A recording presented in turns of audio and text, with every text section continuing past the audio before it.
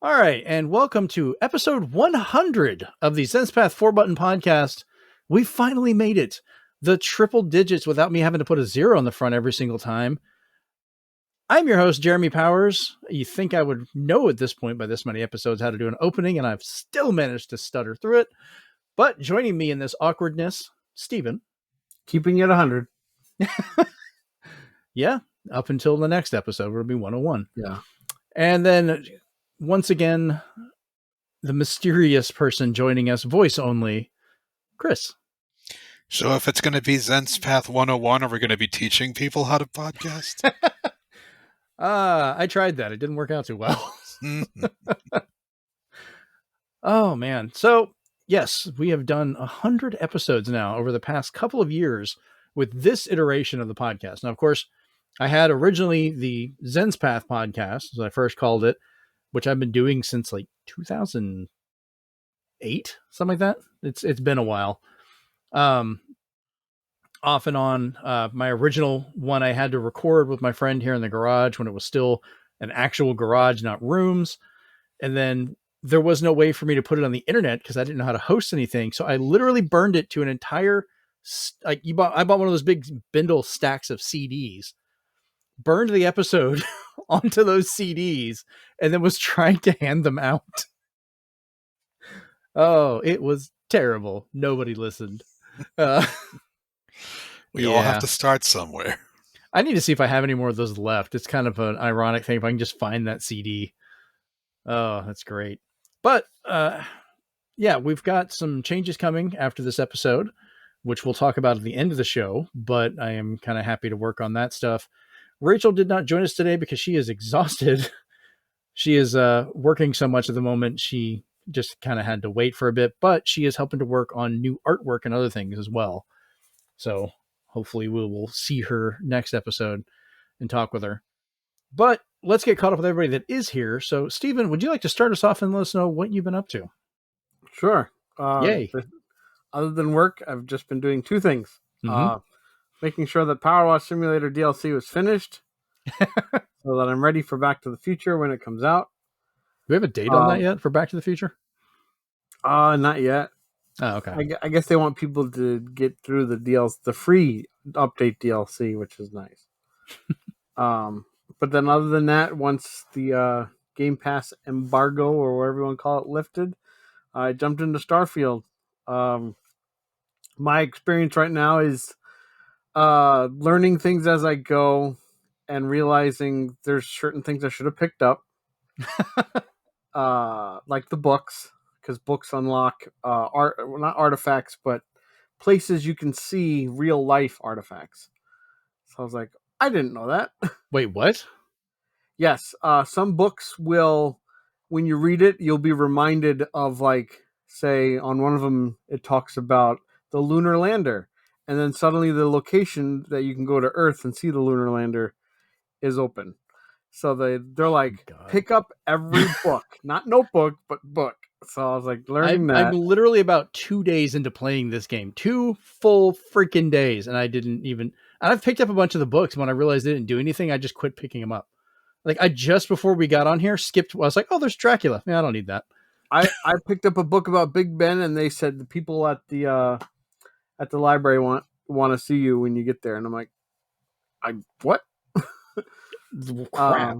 Other than that, Vasco, I think that's his name, has been hilarious whenever we're in a firefight. Oh, the robot? Yep. I love that robot. And I didn't have to fight the pirate captain because I am an industrialist, and I swore to him that my ship was empty and had no treasure, and he's just like, well, then you might as well leave. I'm like, okay. Yeah, I got him to let us go because I convinced him that Barrett is just a pain in the ass and you don't need to deal with this anymore. And he's like, yeah, I'm just going to cut my losses. Please take him and leave. I did see, probably because I don't know if I'll ever come across it, but I did see an awesome thing for people who are more of want to float around in space, is that if you wait long enough, the magic school bus asks for help. What? You get a teacher who's, for copyright concerns, is not Mhm. named the same as the what was it, Mrs. Frizzle, I think. Frizzle, yeah, I think it's Miss Frizzle. So she's named a little bit differently, but she's a teacher, and Miss she's got Frazzle. a bunch of kids on the bus talking about like whatever she's talking about. She's like, "We're looking at this," and all the kids start spouting off facts, and everybody's like, "It's the Magic School Bus," and it looks almost like it, but it's just gray. And I've seen somebody create a Megazord ship, but it doesn't, it can't run because it's not going to have enough fuel tanks or have the correct things. Oh God, But you can this pretend. this But game is insane. the best quote I've seen from people who are giving their impressions Mhm. is the more capable your character becomes, the more fun it gets. Like it keeps increasing as you can do more things. Right. So I've never been unencumbered because I keep making myself strong with every level. Oh, I'm encumbered all the freaking time. No, I know how to play this game fully encumbered. and now that I know that I can just transfer to my ship no matter where I am, I can just say send it over. Yeah, you have to be within a certain distance of the ship unless that's a skill you get later. I was at least outside and I could see the ship, so it helped. Yeah, if you're close enough to see it, I think you can do it, but you have to be within a certain distance. But I didn't learn that. Like I had to figure it out yesterday just of how to transfer while flying the ship because I thought you couldn't do it. And I'm like, you guys really should have had better instructions. But continue. But no, it's you know, it's gonna capture my attention at least until October when something else comes out.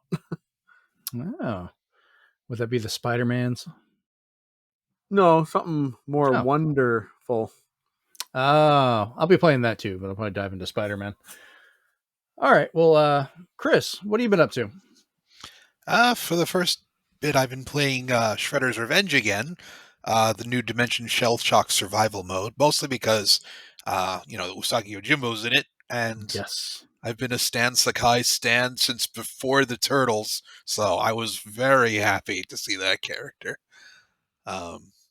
It's very difficult, as befits a survival type of game, and Right. since you still have to gain levels as each character, Usagi Yojimbo's at level 1, so I have to play the arcade mode again to get him ready. I might play Oh with other no. folks to, get back into it, but so far, I am very impressed.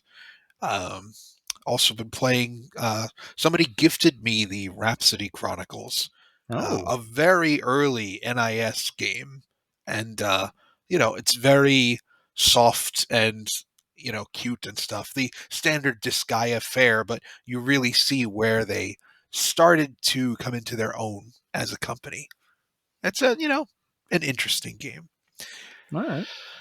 Aside from that, I've gotten back into Homestuck, which is a whole other thing. It was very big on the internet for a lot of people, and still very big in conventions. And I watched the free episode of the new Tiny Toon Adventures show, Tiny Toon Adventures Luniversity.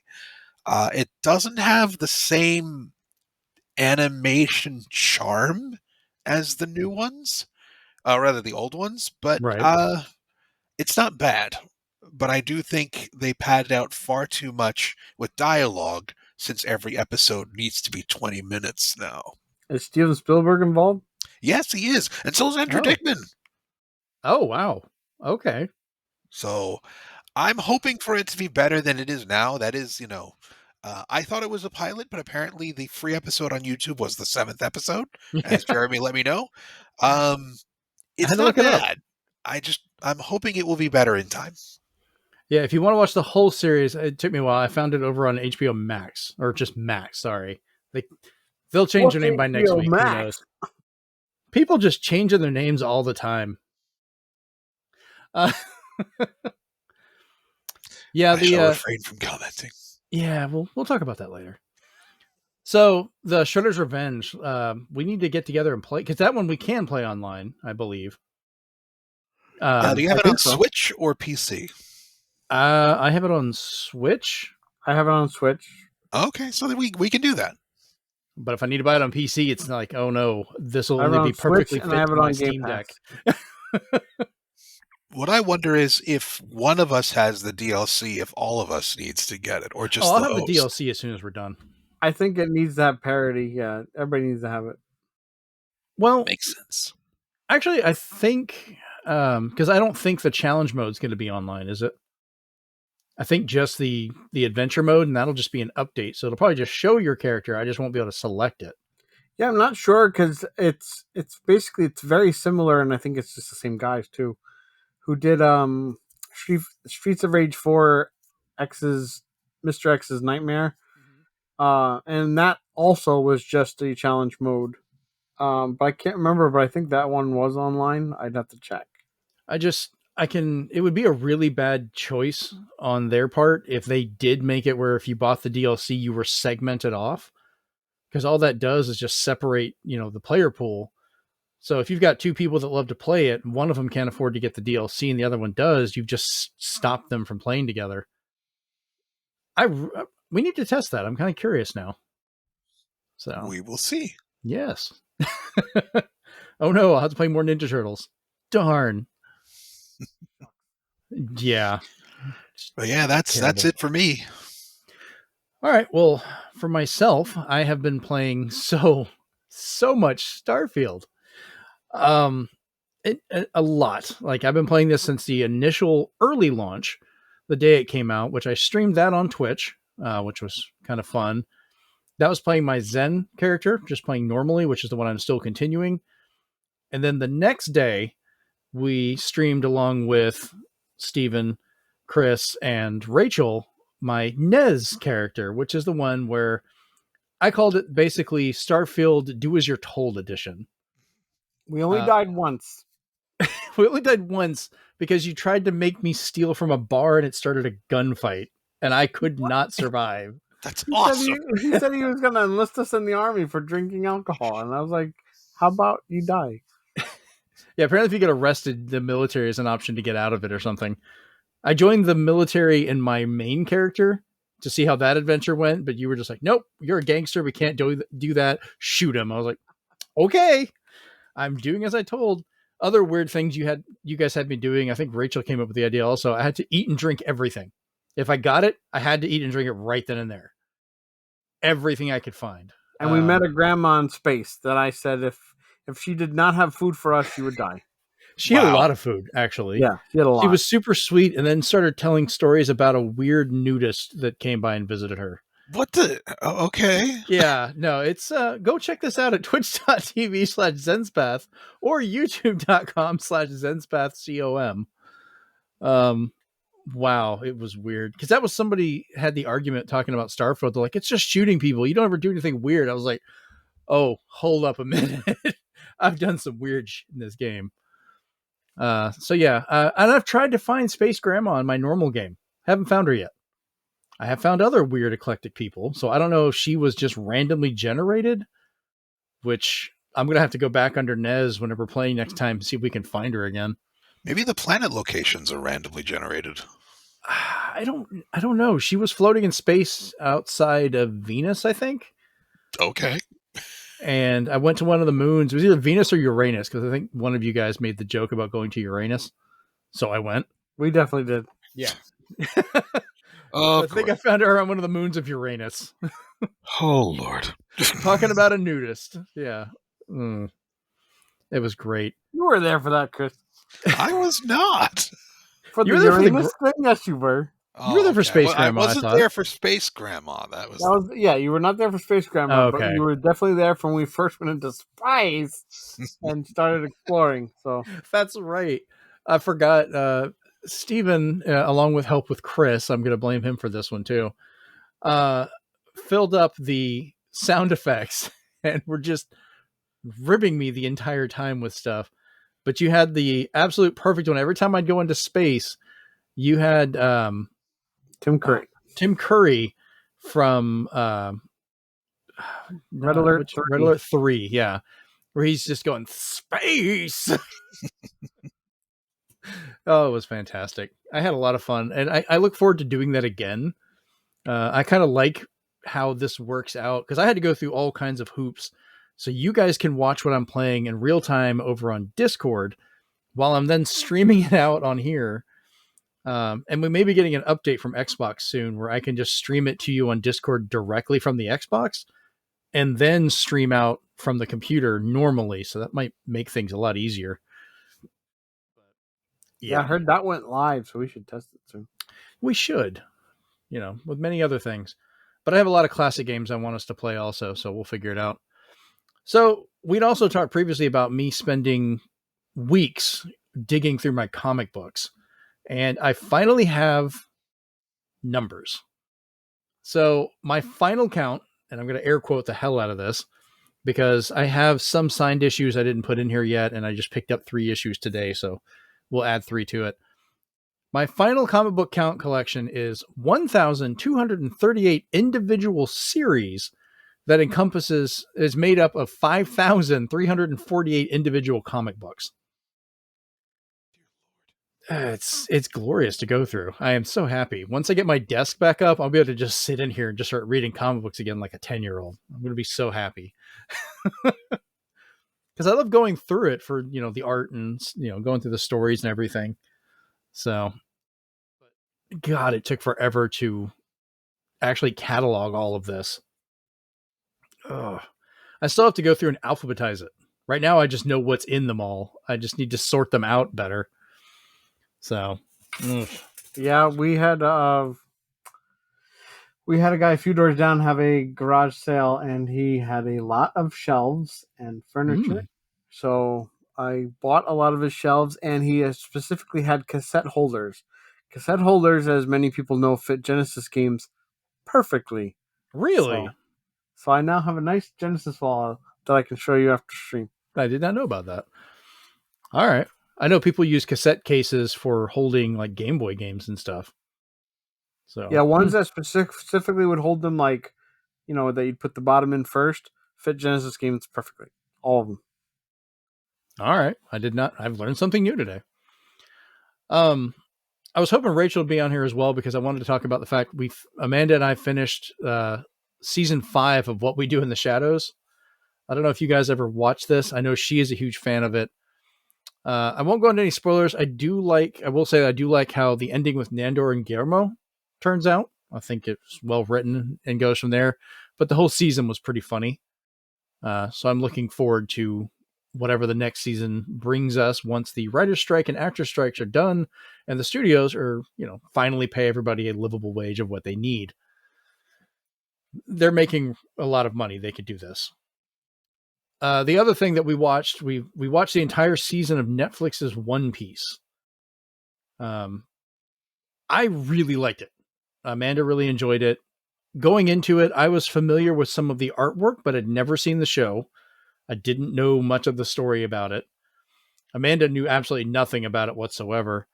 So it was kind of nice getting to watch that without any contamination, because I've already had some people argue with me going, oh, well, the anime is so much better. That's how you should watch it. And I'm like, this is a really good adaptation from what I can tell. So the important thing is, did she enjoy it? The one going in blind? Yes. That's awesome. I mean, all I knew about it was like some general stuff about Luffy being stretchy. And he's a pirate. Like I didn't know jack. I've just seen artwork over the years because, that's one of the ones people show off. I just wish they had the 4 kids opening, but oh Christ. Well, this follows apparently one of my coworkers, the intern there. He is so into One Piece, it's ridiculous. And he was really happy with how the TV show was done. But apparently the TV show or the Netflix series was done based on the manga, not the cartoon. So that's what it follows, is the actual manga. And it helps that the creator was directly involved, helping for how the show was set up, how everything was built. He picked the cast. Yeah, he picked the cast, which, by the way, everybody felt exactly as they should. Like, it was amazing. Nice. I didn't realize the dude that plays Zora, the sword fighter, is the son of Sonny Chiba, the martial artist. Wow. Yeah, I was like, that makes a lot of sense why he would be really good at that. So I highly recommend it. Like, ignore what people say if they're trying to say, like, oh, it's another live action one, don't watch it. Like, it's good. I really liked it. He even said it was close enough and covered it. I could just start in and watch the second season of the animated and move on from there, because it covers pretty much everything else in the first season. Because the other issue I had when I talked to him was we liked it so much, we turned on the first episode of the anime because we're like, we want to see what it compares to it. Now that we've seen the show, we have context. I want to reverse it and see how it looks. And it was really weird because, this show's been going on since 1997, so it's been around for a bit. The first episode, Luffy is a dick. Like, he is just mean, doesn't care if people dies, doesn't feel like the character whatsoever that we just watched. And it's one of those things where, like, if you look at the first episode of Star Trek The Next Generation and then you go and you watch something in the last season, they feel like a completely different show because they had all that time to kind of organize and flesh out all the characters, and they grow and, get into their roles. Luffy from the live action had the benefit of all those years of the cartoon and all the story being done, while that first episode was just what they did. So it kind of explains why he feels off to me. If hopefully that makes sense. If you do want to watch it also dubbed, Crunchyroll has it dubbed. Only the first 990 episodes. I think Netflix has all of it. Yeah, because that's what we. Though? Yeah. Or I mean, they had like 13 seasons worth. I think regardless, it's going to take me some time. If I need to worry about everything beyond that, I'll figure it out. Yeah, you have some time. Yeah. Let's see if I can get through this before I die.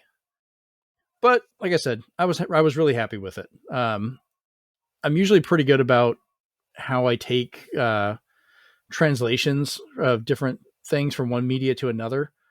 Like, I liked Cowboy Bebop when they did the live action one. I knew it was an adaptation from the animated version. They had to make some changes to the story because of the way they filmed it and how they wanted to separate the story out so they could focus on that because they couldn't have as much content.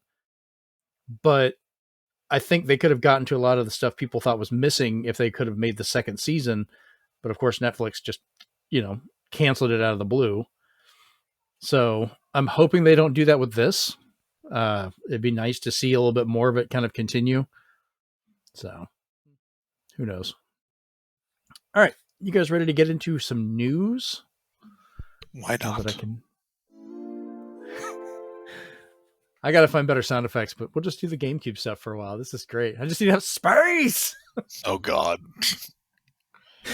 Oh, you really did pull out some really good ones. Some very mean ones, too, by the way.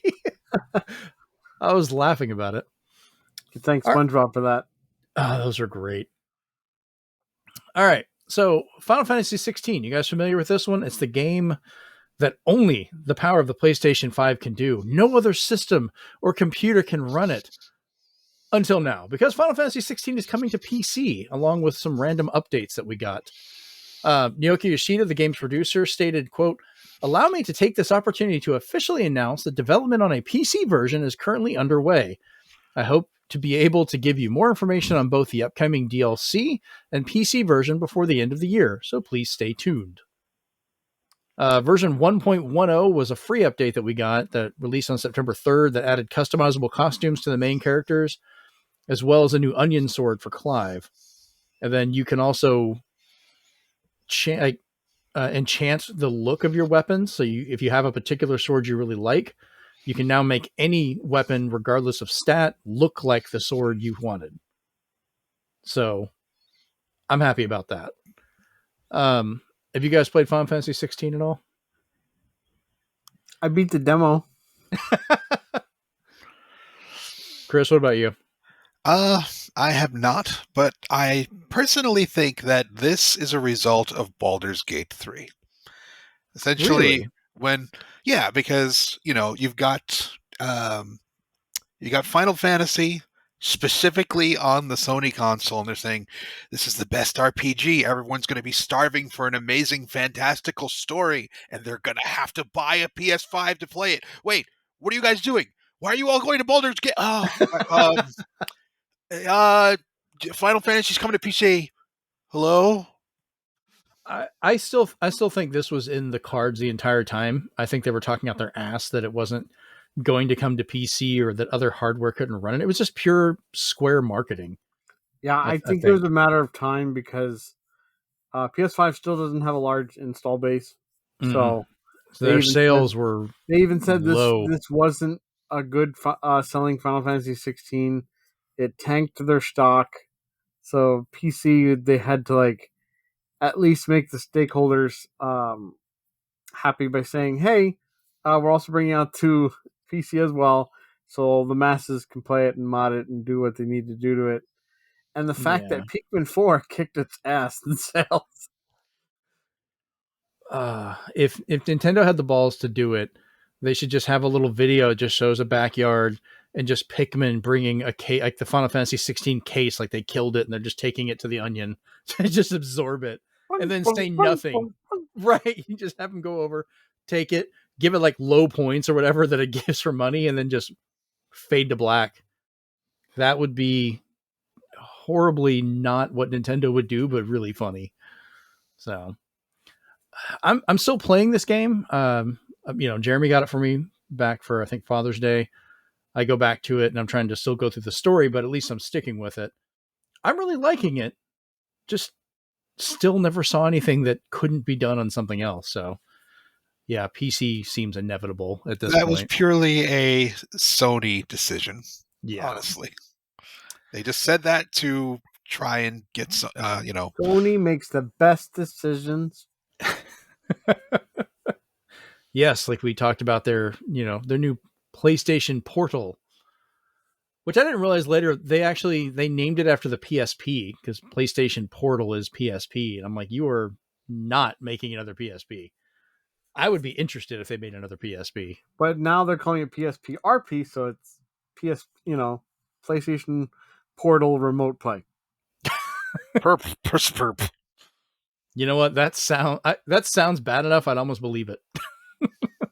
I'm like, that's not how you spell FAILURE. Oh, God. All right. Let's stop ragging on Sony for a bit. So going from one weird corporate decision to another, Charles Martinet is trying to figure out what being a Mario ambassador actually means along with the rest of us. Now, we had this announcement, and then we had another announcement that popped up right afterwards that we'll go into. But at a recent GalaxyCon, he stated when he was asked about this whole change to be the Mario ambassador, quote, "You might have seen the news. I'm a Mario ambassador. I don't know what that is yet. I'm not retired, as it were, but I'm an ambassador. And as we step forward into the future, we'll all learn what exactly that is. But in the meantime, I'll be ambassading as I always have. I'm always an ambassador of Nintendo and Mario at all of these events because I just cherish every moment of it and hope that, your love of the game continues and grows the way mine does. So thank you so much." Oh, woohoo! He probably threw that in there. So at this event, he's like, I don't know what this job entails. But then like a couple days later, there was a video that got released of Martinet and Miyamoto, oddly not together. Like, why couldn't they film this in the same room? They're going to fly him around anyways. Why not? But it's basically a Miyamoto thanking him for all of his time playing the characters, Martinet talking about which characters he played and how he started, Miyamoto actually getting the game wrong when he says the first time he voiced Mario, which is funny because I think it was Mario teaches typing. Not everybody knows that one. Yeah, he just made Mario. You think he would. I personally thought it was the Mario Go Fish thing. Oh, I think the first time he spoke for Nintendo. Well, was Mario 64, but I think the other one was just, oh, hey. But yeah. I don't know. They might have been like recording the lines for that game while they were making it, and that other one got released first, if he's going by that. It was just kind of funny how everyone stuck to that whole gaffe. But, Martinet seems happy with the decision. It's better that we don't know why they're changing the voice cast. It could be, because he seems like he's still capable of doing it. He's more than wanting to do it. Like he's willing to do that and will continue to do it at different trade shows and other events. But for some reason, Nintendo kind of wanted to separate out and do that. I think this is a case of Martinet didn't choose it. Nintendo chose it for him. But on the flip side, Nintendo's not just going to fire him and cut him. They're going to give him a position as a thanks for all of his work to let him do this stuff and continue to have a career till he retires. Because Nintendo does some stupid stuff, but the company will try, hopefully, to help their people a little bit when they can. So basically, what they're doing Mm-hmm. is Martinet has been turned into Stan Lee, and he will be at conventions and on tour until he is no longer capable. That's what a Mario Ambassador is. Is you've been Stan Lee, Martinet.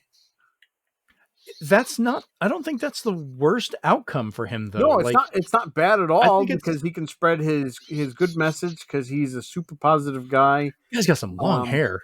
I'm hoping he Did can still not see take that other coming. roles. That if he wants to voice other stuff, but other than that, like, go for it. I think he will. I mean, he might have to get Nintendo's permission depending on the roles, just because of conflicts and wanting to represent. Because when he did a voice for Skyrim, I was like, "Did you get permission?" I guess. Yeah, he must have been a free agent at the time. So Charles Martinet as Eggman. That'd be great. He's the new Sonic. Oh, good Lord. All right. So next up, we have another Nintendo update. This one's weird, kind of. Nintendo adds new games to Nintendo Switch Online and feels like they're literally just scraping the bottom of the barrel again while they're waiting for the Super Switch to release. So we got Excitebike 64, I think the same days we did the show last time. We just didn't talk about it too much. We did get it, yeah. Yeah, Steven, you and I, we used that as one of the games that we were testing as we streamed. And we were playing through to try and unlock one of the modes. I was going through the whole challenge mode, beating some of these. The original Excitebike you get if you finish the tutorial. So we wanted to try it. So I'm playing it, and I'm beating some of these races by like hundredths of a second. Like, it's super tight. And we were trying to figure out how the controls converted over with the Wii remote, or the Wii remotes, the Switch controllers. And when I went to the menu to check it, I hit the wrong button backing out, and it backed out of the game. And unlike all the other systems, it didn't save it. So when I went back in, it restarted everything. Ooh. And we were like one race away from finishing it. Yeah, to give and I was like, we're done. To give you an idea, Chris, the one that we were getting hung up on is the one where they're like, kill your opponent, knock her off her bike. Oh my God, that was so awesome. And he tried so hard. And I'm like, why is this a requirement? I was doing everything I could, and I was like, I can't kill. Oh man. And I got it the first time and then didn't realize what I was supposed to do. So I was like, oh, that's great. Let me restart. And then never could get it again until I happened to get it on accident. But then there's the very last race that we were going through that has to do everything. And I was like so close to finishing it. And I'm going back through trying to unlock it again, just out of frustration, so we can finish that and see if it's there. Yeah. And I'm breaking out the actual N64 controller, my wireless ones for this. But the other games that got added a couple days later were all either imports, never released in the US, or a very weird licensed game. So we got Kirby Star Stacker for the SNES, which is a puzzle game, but it's not the same as the other Kirby stacking game that came out. We got Quest for Camelot for Game Boy Color. That's the licensed title that no one knows why that was released. It plays like a licensed Link to the Past. Yeah, or Link's Awakening, I think. Also based off of one of the worst animated movies ever made. Oh, now I have to see it to see what we're talking about here. I don't want to watch it. I mean, like, examples of the animation.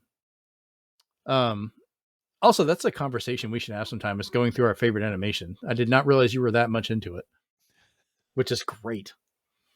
Downtown Neketsu March, Super Awesome Field Day for NES. It's basically a really good River City Ransom sports game. Yeah, those are always great. And this one looks very chaotic.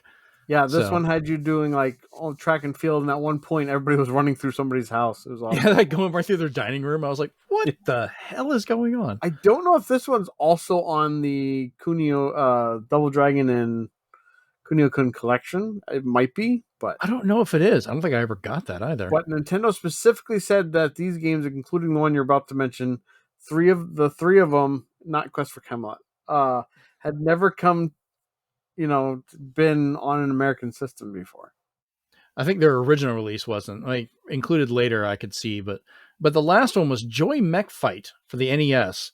Now, this is another game that American players may recognize the character as a really annoying pop-up character from Super Smash Brothers, because it's like this character made of floating balls that will just start punching and jumping around. This is the game that character came from. So, yeah, it's actually not a bad fighting game, but for the NES, it's one of the few officially released fighting games on that system. I think the other one being Teenage Mutant Ninja Turtles Tournament Fighters. So, odd to think of NES and fighting games in the same sentence. It is, but my theory is like Nintendo is just trying to get the last little bit out before they start this whole process over again on their next system, which I hate to think that they're going to do it again. But hey, everybody, get excited for a new release of Super Mario Brothers. Probably, I'd like to think that they, from things we're hearing, I'd like to think that it will just carry over. That's my other fear, though. Like, if it is just going to carry over, and this is how low they're going, what are we going to get next? Like, well, that's what you do, though. You save your heavy hitters for the premiere of the next one. That's true. I'll give you that. Speaking of the next one, the Nintendo Switch 2 was shown to developers officially behind closed doors at, I can't want to say Eurogame, but it's Gamescom. I blanked on the words there.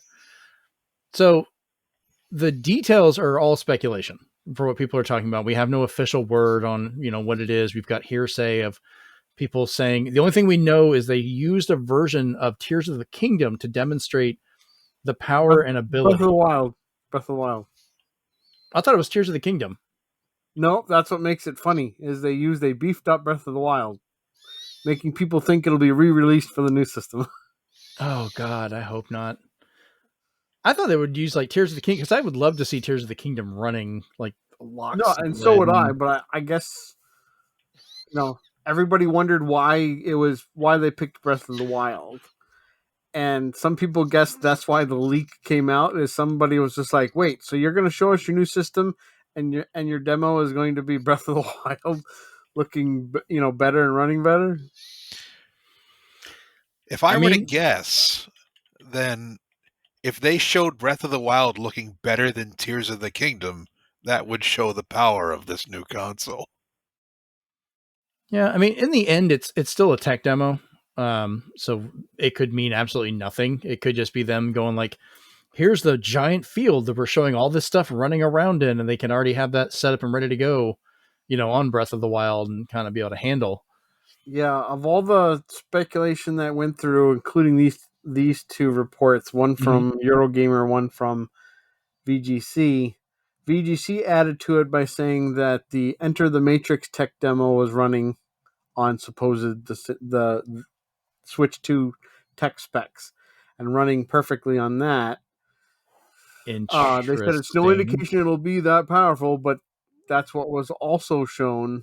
And the third rumor is that they showed Final Fantasy VII Remake, Square did, running as if it was on a PS5 on the Switch 2 specs. And that it's got a camera that on the system.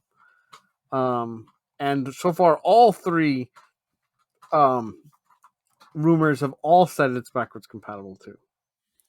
The backwards compatible part, I believe, and I will hope for, because if they don't, that will be a huge misstep. Third party can kiss my ass. There needs to be backwards compatibility. I think if they don't do that, they are Wii U-ing this system. And yes, I will make that a verb. Backwards compatibility, I think this generation, other than the Switch itself, though technically I guess we could say it's kind of backwards compatible with Wii U because Nintendo re-released almost everything. But with how the PS5 plays PS4, with how the Series X, good God, plays all of Xbox One, a huge chunk of Xbox 360, and a pretty good handful of original Xbox games. I think it's genius to do that. And if they even did performance patch updates, they could do what they're doing now. And these companies with not so much work, will release a trailer saying, hey, the next gen update is available for such and such game we released, and their sales will take a nice little bump again. What I hope for, my dream option for this, for backwards compatibility, if they're going to have where people can do that, where they can add enhancements and stuff, great, go for it. But I think all within reason, all Switch games should be able to just be put in and played, even if it's just running just like it's normal hardware. Like think GameCube on the Wii. You would put it in, play it, it operated as a GameCube, you got nothing extra other than maybe, putting out with easier for component cables, and that was it. But you had that backwards compatibility. Now, if you could do that for Switch games, that would be perfect. Because at least then, if the updates aren't there, it's still playable and still usable. Because there's a lot of games that are just, the developers aren't there anymore. They're not going to make any more updates for it.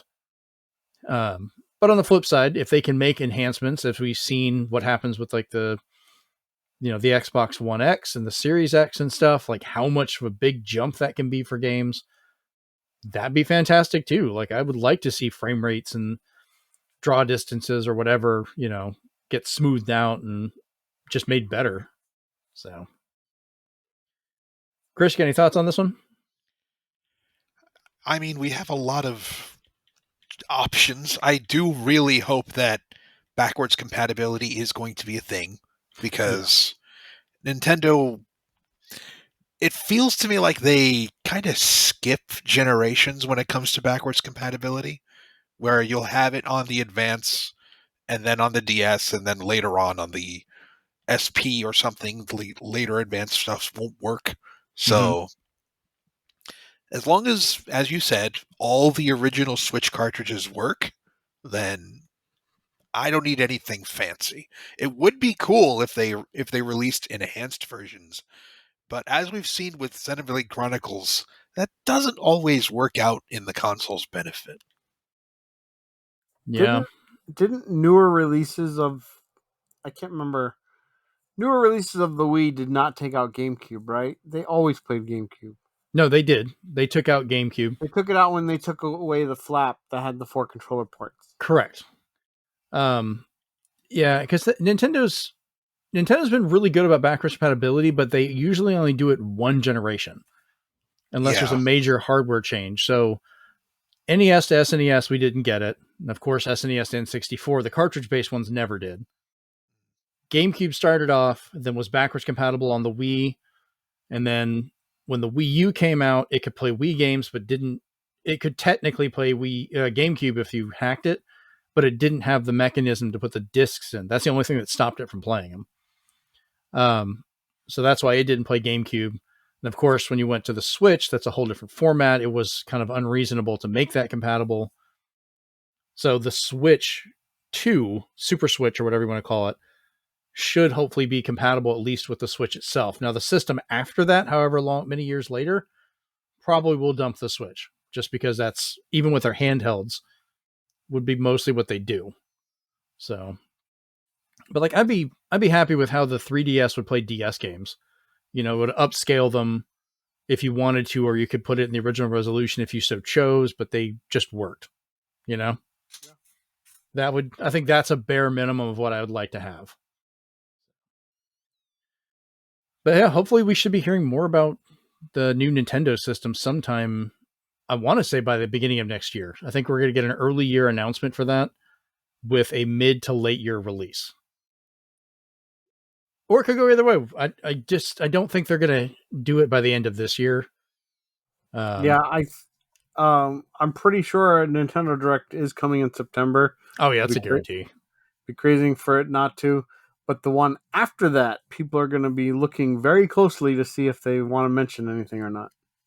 Somebody was asking what their wildest thoughts of the Nintendo Direct would be, and I think my response was that they were going to show that the Super Switch or Switch 2 would end up being the new Smash Brothers character for a new Fighters Pass on an enhanced version of Smash Brothers released on, a new system's online, Nintendo Switch Online expansion pack disc drive or DD new expansion level, and like I just went on this whole tirade, and they're like, "Okay, You lost me.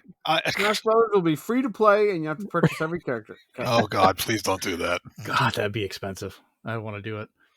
Or you can unlock them all with amiibo. I'd be fine with that. I'd be good. Yeah, I'd be perfectly fine with that. I'd just be Of like, course you would, you friggin' collectors. You'd have to open your precious boxes, though. mine are open. I I don't have care. doubles. Oh my God. Look, I wanted mine on a shelf so I could look at them. So, I have mine on a shelf, but I also have a box. and I play with them, and I make them kiss, and then You guys are the reason they're so expensive now. I only bought one of each. Uh-huh. That's a lot. All right. So moving on to some sadder news. We've got, seems almost every episode we're talking about people passing away now. But these two were kind of big in a few different ways. I wanted to bring them up. Jimmy Buffett, of course, passed away at the age of 76 from Merkel cell skin cancer. And then Steve Harwell, the lead singer from Smash Mouth, or at least the old lead singer, I didn't realize he had some issues that kind of pushed him out of that in the past couple of years. He passed away at 56 from liver failure.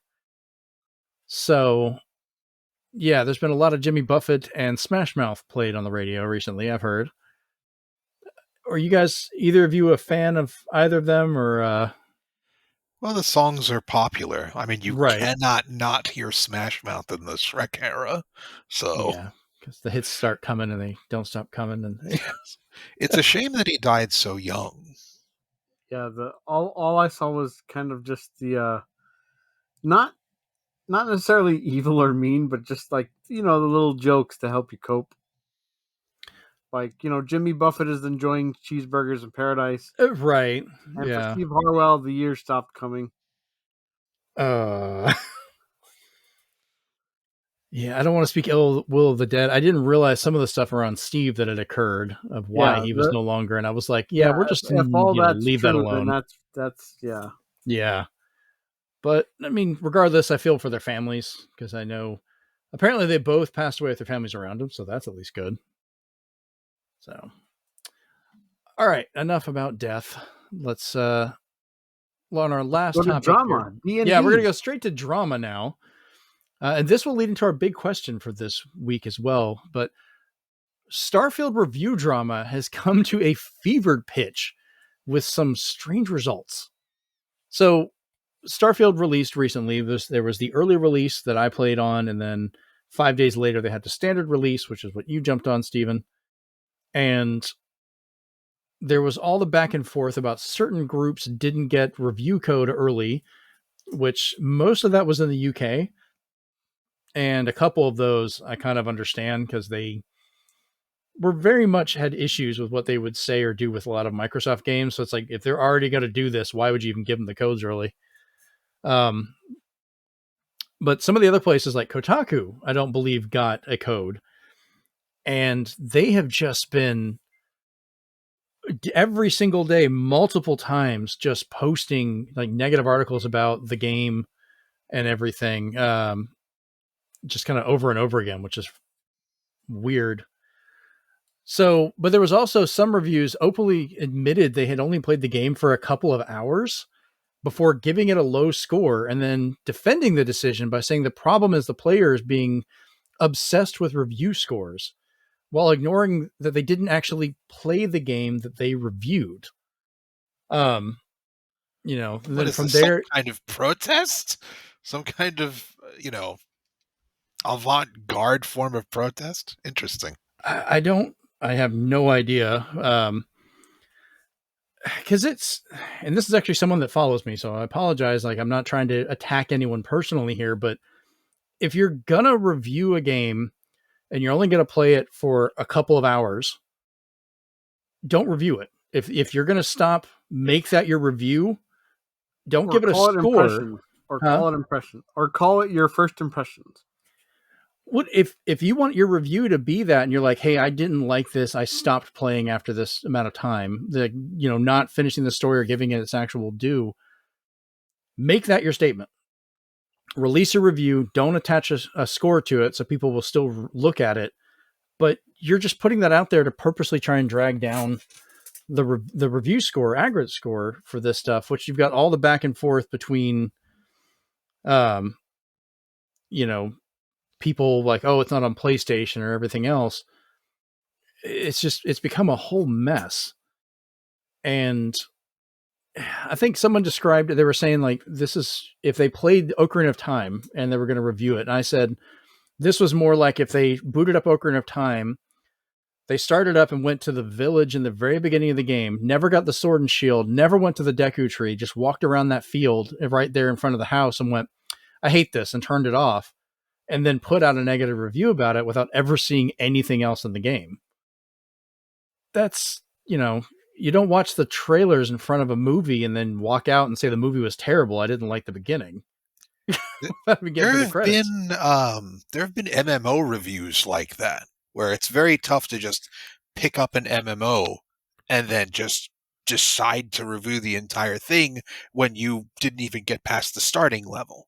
And I've seen people do it right. Like if you're looking here to get the exposure and the clicks to your site, maybe start with impressions. But I've most of the time I've seen the good sites do what they call ongoing review, and they either update you on how far they believe they've gone through and their impressions so far, and they just say like, keep an eye out for our final review when we complete the main missions.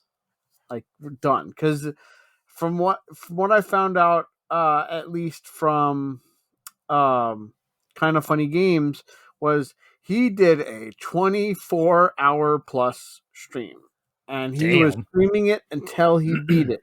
So he said the game is about 30 to 50 hours, but he finished it.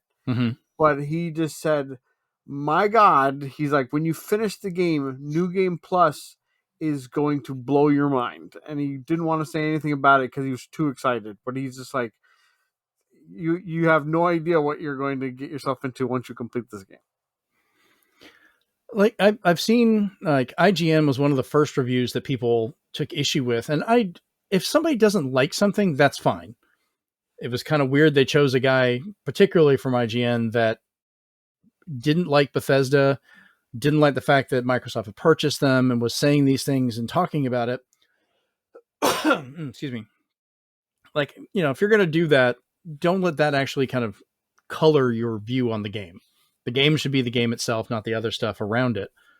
And a few people have done that, where they've put out negative reviews that had nothing to do with the game itself. It was kind of a hit piece towards Bethesda or towards Microsoft or whatever.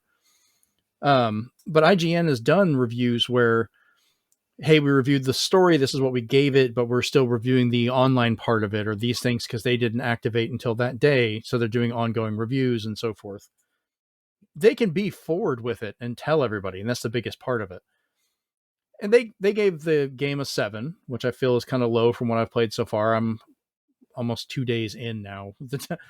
Like, I have not gone through the story. I have ADHD'd the hell out of this game, and I have just wandered everywhere. I think I'm still in only the first handful of galaxies, because I keep finding things to do.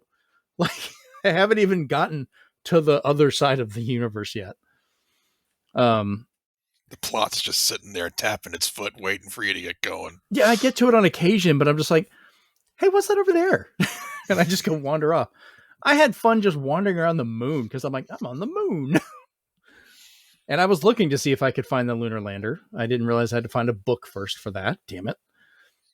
I'm going to be looking for that now. I was wandering around going like, what's this? Oh, it's Space Farmers. All right, cool. But yeah, like Kotaku and PC Gamer have been just constantly putting out stuff. And like the announcement came out that this is now the fastest selling Bethesda game, or the most players at launch ever, with already over 6 million players active right now playing this game. Which blows away all kinds of stuff. I think the highest that PlayStation had was like 5.1 million for God of War Ragnarok. And so this, that's plus I think they had over close to 1 million, if not over that, on early access day. Yeah. So the day I started playing, they'd already broke 1 million, which you guys remember when 1 million players was like the big, oh my God, for gaming? Now it's just a stepping stone, a milestone. Yeah, they could breach that, and Square's still going to say you didn't sell enough. Tomb Ooh. Raider. So, but they're still releasing stories saying this 6 million players is bad somehow. I'm like, how does that make any sense that any of this is getting to this point? And it's even gotten so bad. There's a woman that does a lot of streaming. She used to be at IGN, and she now works for one of the PlayStation developers. Her name is Alana Pierce, and she's now being harassed with people calling for her to lose her job simply for playing and streaming Starfield, because people say it's unprofessional that she's playing their competitors' games and talking about them. And she made a video, which was great, where she's just like, yeah, I just got off a call with my boss because we were late doing a meeting because we kept talking about the stuff we were doing in Starfield. And she's like, and I'm going to message my other boss, and he's probably gonna be like, yeah, I'm still playing it. Like, in the real world, these people are playing each other's games. They're still people at the end of the day, whether you think they're corporate assholes or not. You know, we had Phil Spencer got brought over to Nintendo during their event and was like ranting and raving and playing Super Mario Wonder. They're people. They want to play and enjoy these things. I'm sure people from Nintendo, I think there's photos of like Miyamoto over the years, like going to other game console booths, and, you know, they probably treat each other like royalty, and they're looking at the games they got coming out. Because Gotta remember, console wars is a social construct.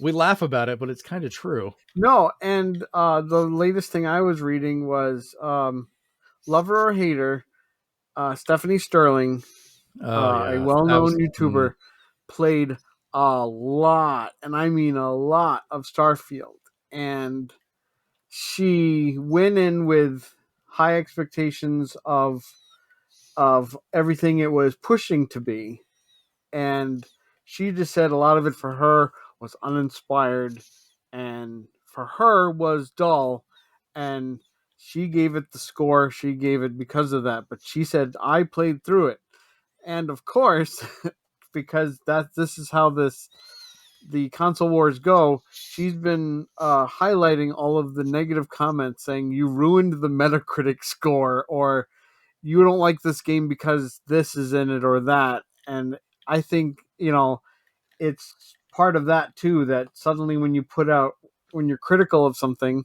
you get attacked like that.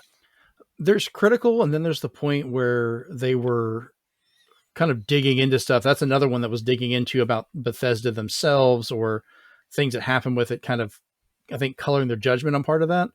Because I'm not even sure if 4 out of 10 is, because that's what they gave, was like as bad as they gave like Balan Wonderworld. Like, I'm sorry, Starfield is not that bad. But I mean, if that's the score they want to give, then so be it. It's not my score to give, but it's kind of the weird back and forth of how fair you're going to be about that, or how objective. So we'll go ahead and jump into the big question so we can tie this into it, because that's where our discussion is kind of circling the drain around. When something is reviewed, what outside sources, cost, dislike of publisher, other news, etc., do you think is okay to make its way into the review? And should a game being reviewed be required to be finished before publishing a weighted review? Chris, do you have you want to start off on this one, or? All right. Given everything said, I think that should preface the review itself.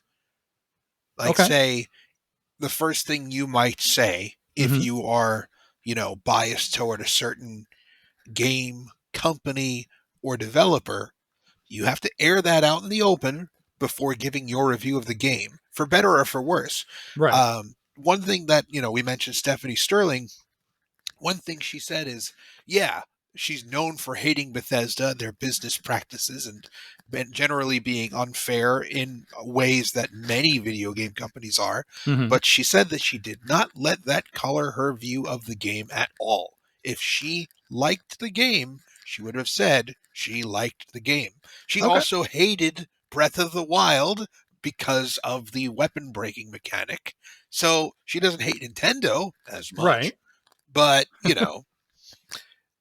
I'm okay with that prefacing a review. Same thing Yeah. with, and we've talked They're about being this clear. already. Yeah, we've talked about this already. What Steve mentioned. If it's a first impression, okay, it's an MMO. I'm going to play the first hour of this MMO. We'll see what I think of it. Not, Right. this thing is trash. I could not get past level blah in 20 minutes. I couldn't get past this block in Cuphead. This is a terrible game. It's just preface it with the time you have, the situation, and maybe the review will be better for that. Mm-hmm. Okay. Stephen, what about you? I'm a little bit different on some of these things. That's So, fine. We have no problem with everybody being different about stuff here. so when it comes to outside sources, Mhm. none of it's okay because it's not done anywhere else in media that I'm aware of where Right. they're like, I don't like Jim Carrey, so The Grinch is a horrible movie. Or, I don't like what the crunch these people had to go through to make Spider-Verse, so I don't like Spider-Verse. None of that should be included because if you're not going to, it's kind of like journalistic integrity in my eyes. Like, you shouldn't let anything cloud your judgment. You shouldn't have anything, no matter what. You should influence your score. It should be separating the art from the artist. And in this case, it's just the outside news or components to the review. Price is a horrible thing to put it in there. I saw that happen to Tetris Evolution for 360, Yep. where IGN gave it a low score for being too expensive. I've seen Polygon give a low review to Dragon's Crown due to a certain character's assets. And then I've seen people down Rock Band just because they don't like music games. So that's more of the fault of the actual site that's running it. It's like, you hand out assignments. So if you're forcing somebody to do an assignment, it's kind of like giving me a job of building a house from scratch. I don't want to build a house from scratch because I'm not good at it. I don't know what I'm doing. So It's guess not what? your interest. Yeah. I'm going to say it's a horrible job because I have no experience. There you go. In terms of a game required to be finished, I think that all depends on its genre. Mm-hmm. I don't expect you to finish a Mario game in order to give me a review. I don't feel that you need to. You can just say in your review that from what has been played so far, you can't wait to see what's next, or Mm. or anything like that. Because I don't believe many platformers, at least, open up a lot near the end, unless you're Kirby. Well, I say a lot Um, of Nintendo games do tend to have more difficult modes after they finish, though. So if you're saying this game was too easy, but I never finished it to find this whole way more difficult part that was in there.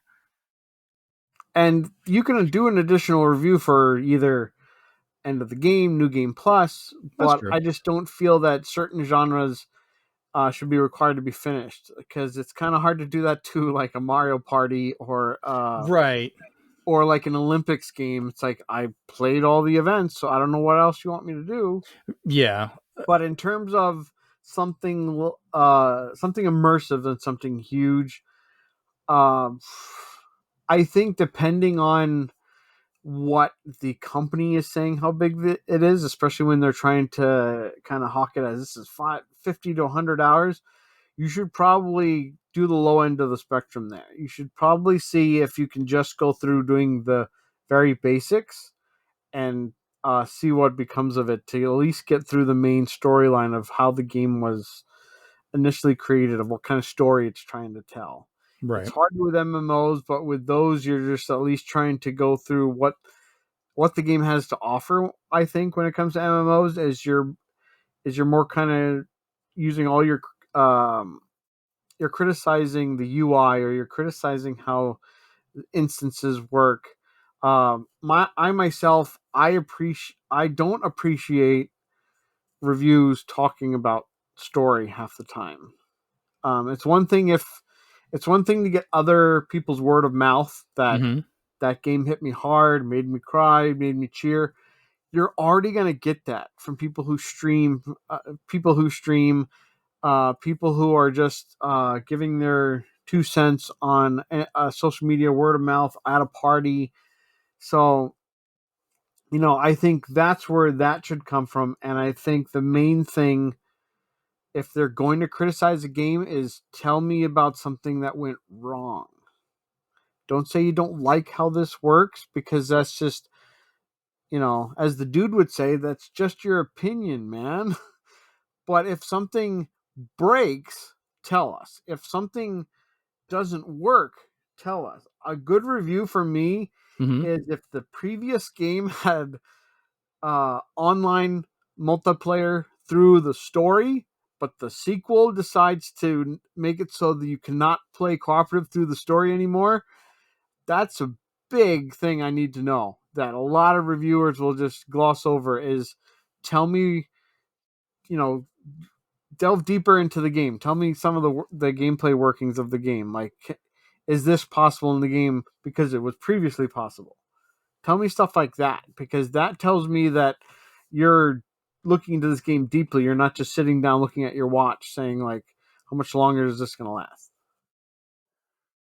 Okay. So for mine, some of that I do kind of disagree about. Oh, I disagree with a lot of it. In fact, how dare you have a different opinion than me, Steve? That's a big secret, guys. This is the last episode. No. Well, all right. So let me get this out before I forget part of it. In regards to stuff like cost and so forth, there are very few cases I think it is actually pertinent to know.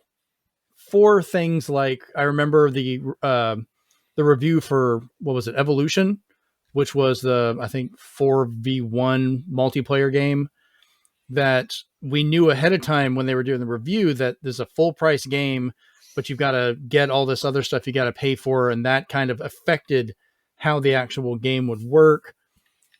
Bringing cost in that regard, I kind of see. But just saying like Tears of the Kingdom was $70, so I'm going to lower it. Yeah, that's bullshit. Like, games are going to cost what games are going to cost.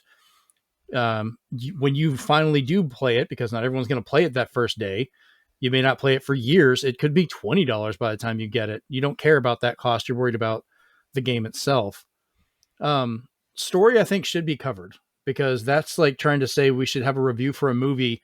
They don't need to talk about the story of how it affected them, because a review is a personal thing. It is going to be someone's opinion because that's their job. It's just how they're going to view that.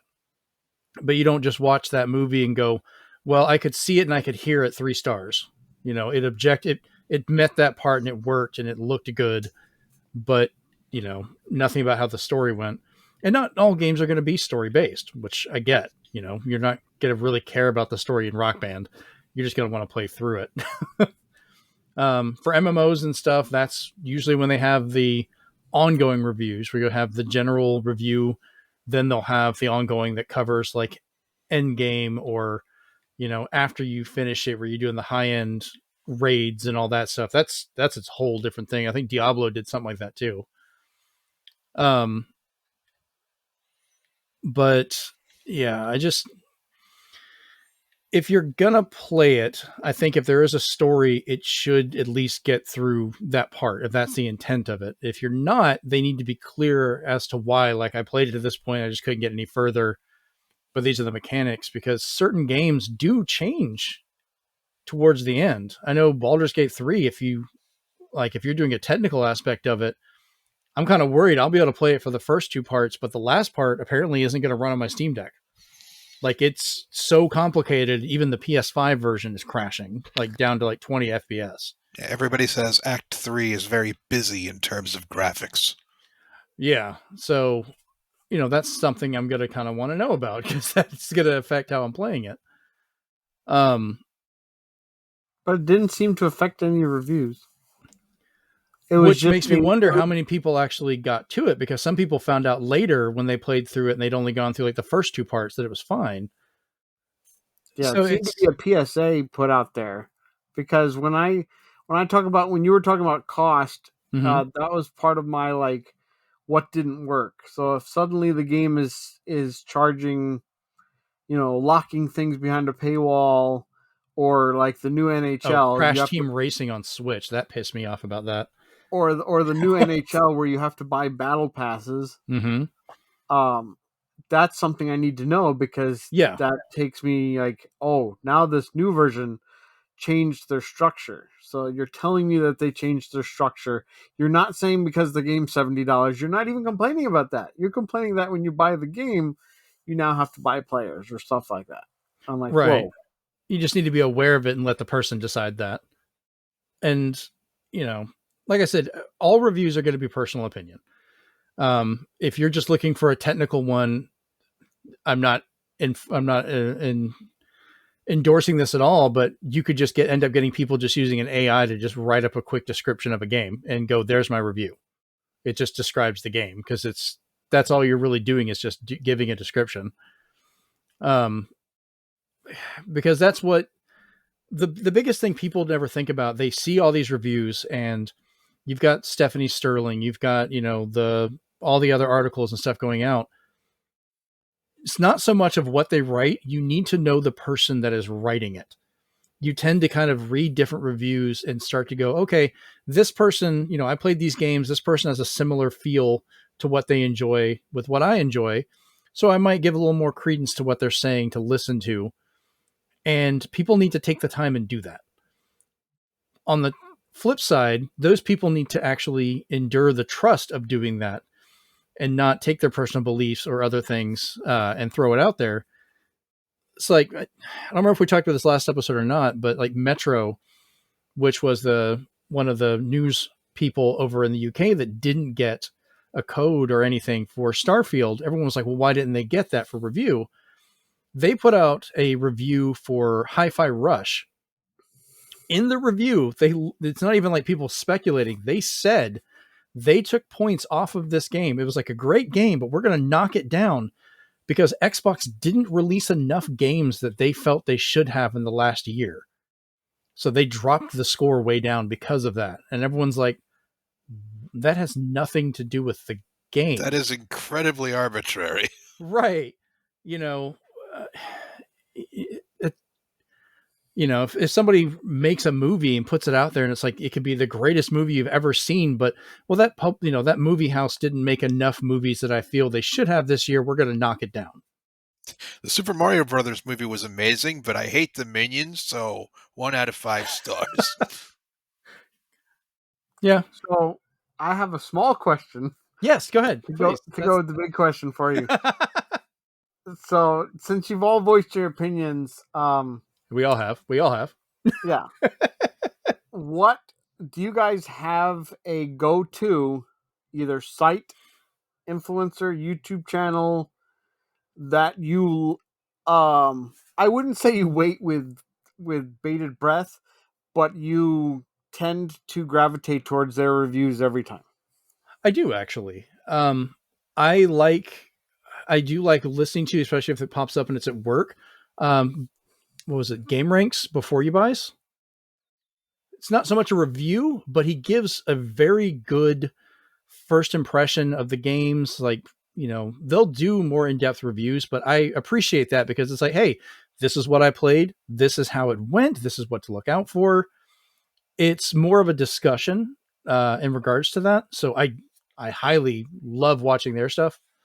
And then on occasion, if I'm curious about how it runs on a technical side, I do like watching a lot of Digital Foundry stuff because that is purely a technical aspect, which is where I was looking at stuff for Baldur's Gate 3, where they were talking about, how that last chapter runs, how it runs on different hardware and things like that.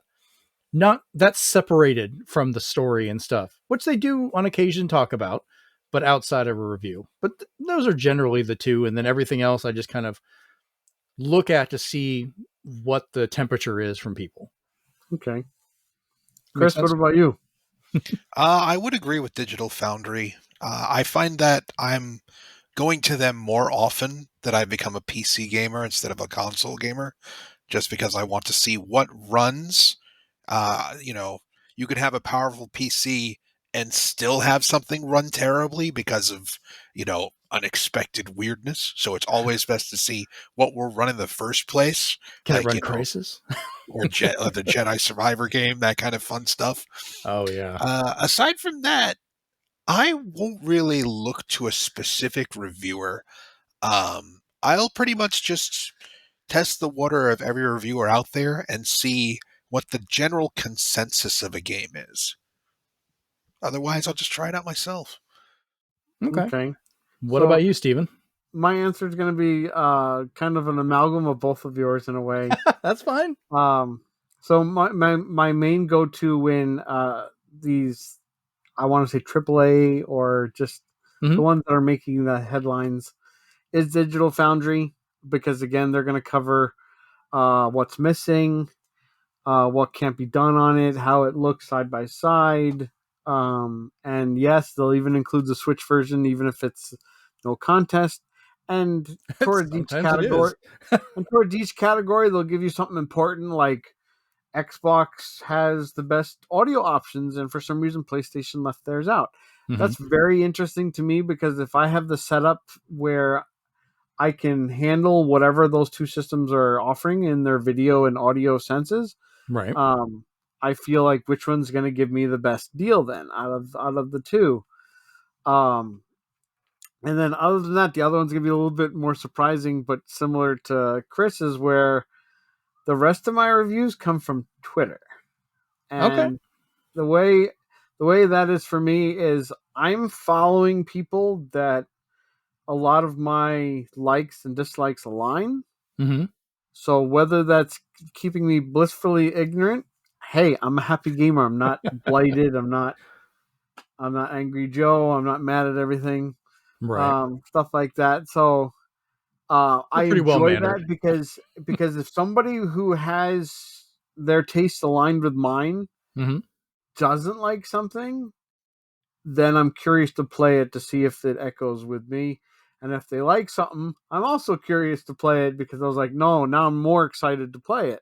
So either way, they got me hooked. So it's kind of like a win-win if I go off of my people I follow on Twitter, because unless they say, no, there's a game-breaking bug, stay away. That's always like the best review for me not to buy a game for a while. But yeah, it That's seems fair. like we all like at least to know, like, how is this going to perform on my rig? Not the 3060 like complaints. Yeah. They're not gonna, they're gonna say like one will run like this and one will run like that. Fine. But they're at least showing it to us. So we'll see it run at 30, and we'll see it run at 60, and we'll see it run at 15. So we'll see how everything ran. At least we can agree that almost everybody didn't like how Cyberpunk ran. Okay. And that's, yeah, like I kind of wish more would go back and do after a certain amount of time, maybe do a secondary review, because Cyberpunk now, if you're playing it on the modern hardware with the updates, is a completely different game. But if you go by the old reviews, you're not going to tell that. But that's also something Digital Foundry does, because they went back and covered part of that, going, hey, here's how it runs now. Here's what they're doing. And then as for the Twitter stuff, I think that's actually how you found me originally, was conversations like that, I think. Probably on there. Yeah. So I'm sorry. Uh, I mean, I have a lot of people on Twitter that I talk to as well and look into a lot of that. I think I just look at the general reviews for everything just to kind of see what the feel everybody's got going on, and to see patterns where you've got particular sites. Like right now, it's, at first it was like, okay, there's always a couple places they're going to score something lower. I look and see what their reasons are and so forth. And sometimes they're legit, or it's just, it didn't click with somebody, which is perfectly fine. That happens. And I think a lot of what happens online, but people handle it badly, is that a lot of times when you yourself, you put a game that you are like over the moon with, and you're putting it on the highest possible pedestal at that time you can. So if you're saying like Starfield's amazing, immersive, probably the greatest experience I've ever had in years, and somebody's just like, dark, like they're basically like cracking your window. Like it's just, I can see how some people can overreact to that, because sometimes it does feel like you're just kind of like, okay, you're not really seeing it, or I'm trying to explain it to you, or I understand how that works. Like Starfield is not. It's the same people who've never seen a certain trilogy or series, and they're just like, I don't like it, and you really want them to like it, so you try to tell them all the good things, and they're like, what are you doing? I'm still trying to get my friend to watch the original Star Wars trilogy. He fights me on it. Like, come on, damn it! I have like the internet can attack me now, but I have no interest in watching the Godfather trilogy. Or it's just I'm like, I don't see the appeal. I've never seen him either. Oh, there we go. So yeah, you're not alone. But by God, I have seen the Army of Darkness trilogy, or the Evil Dead. Sorry. Army of Darkness was the best one anyway. Klaatu Barata. I said your damn words. Oh, great movie. Basically. Yeah, Chris and I went to see a movie when it came out called Kung Pao Enter the Fist. Movie so stupid, and it went so from great. being a movie theater to a private showing of just the two of us and maybe a few scant few others watching it. Really? Everybody else walked out because they thought it was a full-fledged kung fu movie. It kind of is, but it's also stupid as hell, and I love it. Oh yeah. Oh, it's a great film.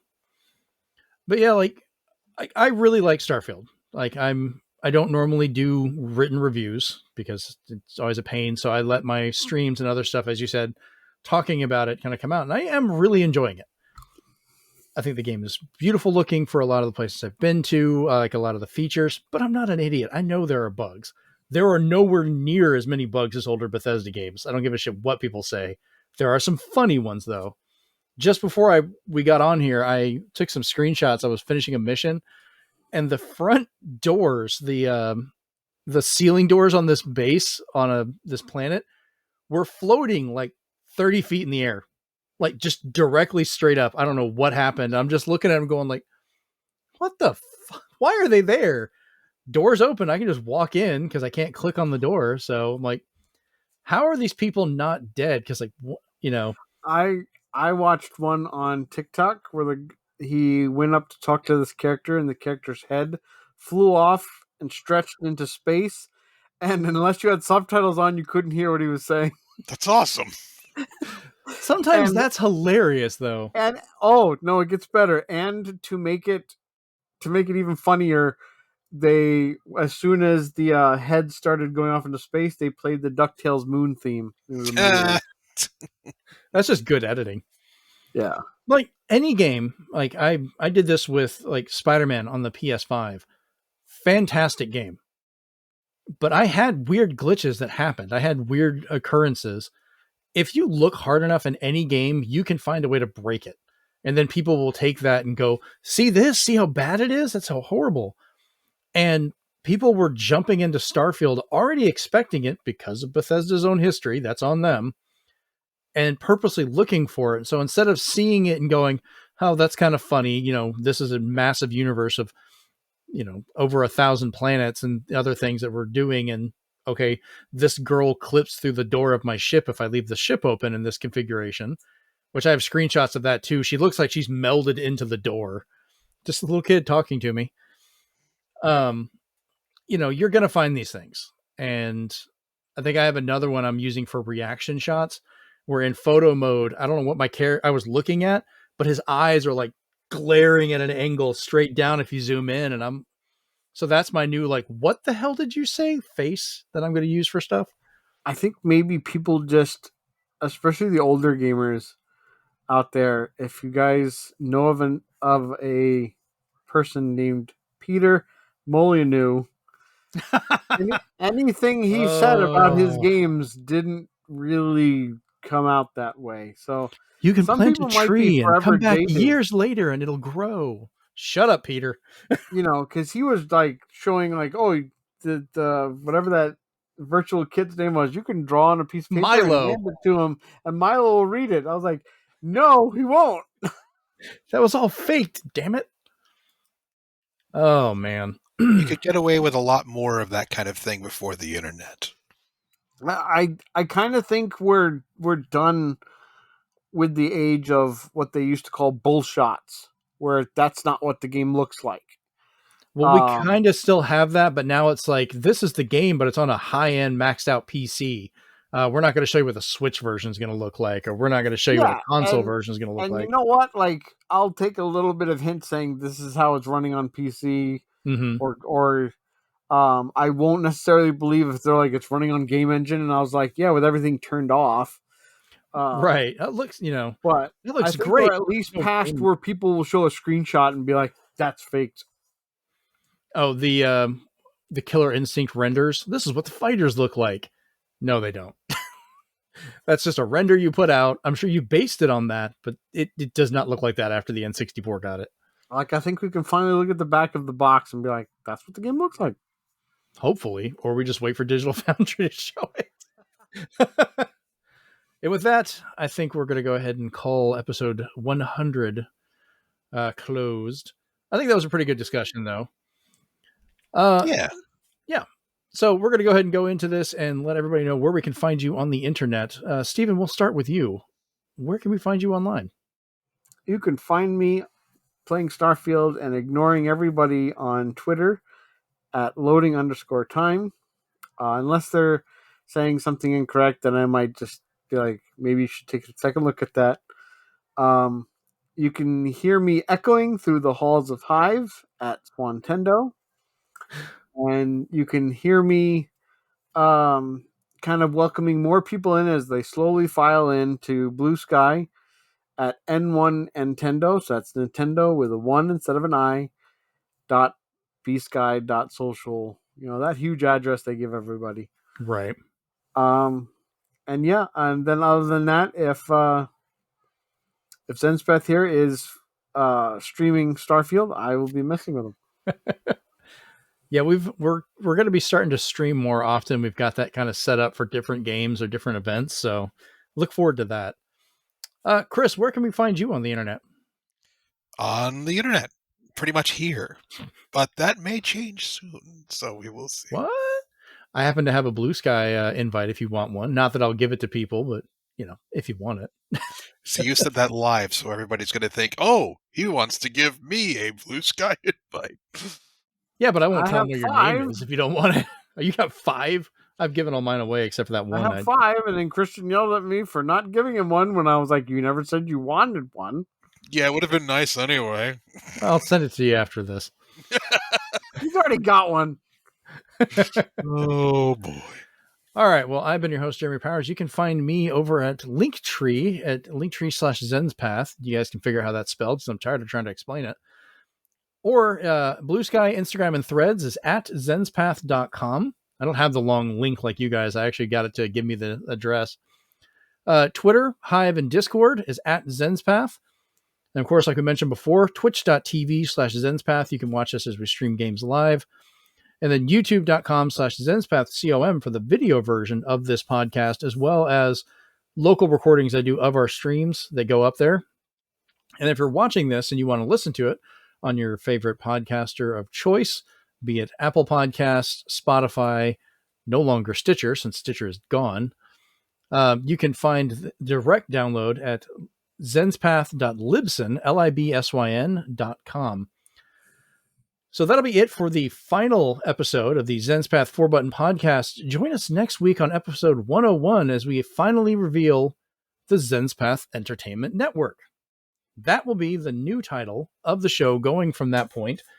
So we're continuing the numbering at 101, but we're also kind of starting over at 101. So I figured like it was a good time. So we're kind of cutting some of the cords from the old stuff. I'm still working on some extra quarters to be able to do those. That will still be a thing. And we may still have something with 4-Button Podcasts. I'm not getting rid of it. I own the copyright to it. So we'll figure that out, but they'll still be around. I'm not getting rid of the episodes. So yeah, that'll be what you find now next time. Will be the Zenspath Entertainment Network, or Zen for short, because we started off as a joke with that and it just kind of rolled from there. Now, we were thinking about, this is the name we almost went with, was Zenspath Media Meditation. We couldn't figure out artwork. People would have thought we were a yoga course. We could have been Invader Zim! We'd have to have a Dulcim yoga podcast. Could have been Vader Zen. That'd have been great. So yeah, Zenspath Entertainment Network will be the new title of this show. We don't have to call it podcast anymore because it's going to cover everything. As Stephen pointed out, it's the whole network of our Twitch streams, our different events and things like that. So it's all encompassing. So we're good for that one. We will be your moment of Zen. Oh, I don't even want to get into that one. The Daily Show will come after our asses. All right. This has been episode 100, and we'll see you at 101 on the new show. Peace. Face! I said your damn words.